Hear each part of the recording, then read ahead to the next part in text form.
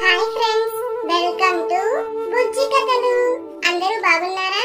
నేను చాలా బాగున్నాను. మరి ఆలస్యం చేయకుండా ఈ రోజు కథ మొదలు పెట్టేద్దాం. చెన్నైలోని ఓ కంపెనీలో కొత్తగా జాయిన్ అయిన శ్యామ్ అప్పుడే రూమ్ కి వస్తాడు. ఇంతలో అతని ఫోన్ రింగ్ అవుతుంది. హలో, చెప్పు మామా. రే మచ్చా, నాకు ఆఫీస్ లో వర్క్ ఎక్కువగా ఉంది, కొంచెం వంట చేసి పెట్టు మచ్చా. నేనా? నాకేమొచ్చు మామా, నీకొచ్చింది ఏదో చేసి పెట్టు మచ్చా. దీని అమ్మ జీవితం రోజు క్యాంటీన్ లో సాంబార్ అన్నమే, మధ్యాహ్నం కూడా సరిగా తినలేదు మచ్చా.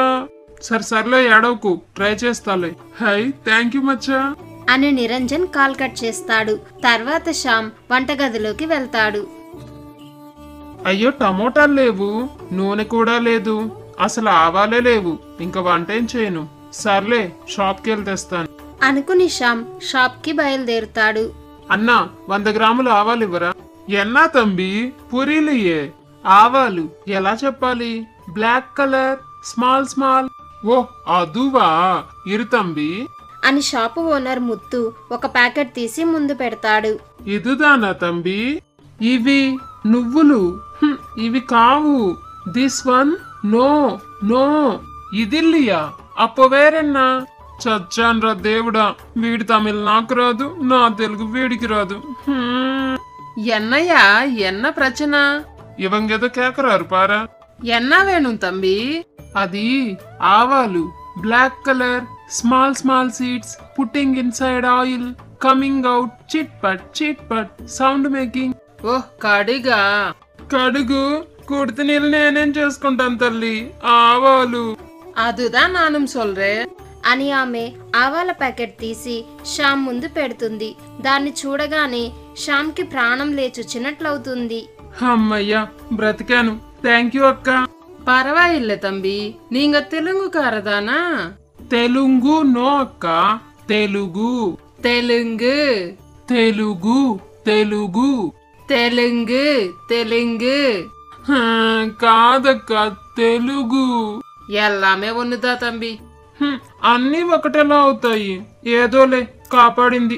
ఇప్పుడు ఇంకా నూనె ఎలా అడగాలి? అక్క, ఆయిల్. என்ன ஆயில் தம்பி? Any oil.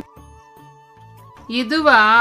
No head oil, eating oil అంటూ శ్యామ్ సైగలు చేసి చెప్తాడు. అప్పుడు ఆమె సన్ఫ్లవర్ ఆయిల్ తీసి ఇస్తుంది. దేవుడా, ఈ రోజుకి ఇవి చాలే అనుకుని శ్యామ్ ఆమెకు డబ్బులిచ్చి రూమ్ కి బయలుదేరుతాడు. ఆ రోజు రాత్రి శ్యామ్ షాపులో జరిగిందంతా నిరంజన్ తో చెప్తాడు. ఒక్క రోజుకే నా తల్లో ప్రాణం తోకలోకి వచ్చింది.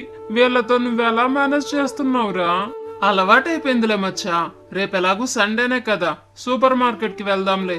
ఆ పంజే మామ, సచ్చి నీ కడుపును పుడతాను అంటాడు శ్యామ్ సంతోషంగా. మరునాడు వాళ్ళిద్దరూ కలిసి సూపర్ మార్కెట్ కి వెళ్తారు.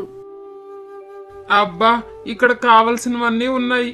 ఏదో స్వర్గంలో అడుగు పెట్టినట్టుంది మామ. ఇక్కడికి కానీ రాకుండా ఆ షాప్ లో ఒక్కో ఐటెం చెప్పడానికే నా ప్రాణాలు గాల్లో కలిసిపోయావనుకో. ఈ సూపర్ మార్కెట్ కాన్సెప్ట్ ఎవరు కనిపెట్టారో కానీ దేవుళ్ళు అంటాడు మామ. వాడికి దండేసి దండం పెట్టాలి అని శ్యామ్ ఆనందిస్తాడు.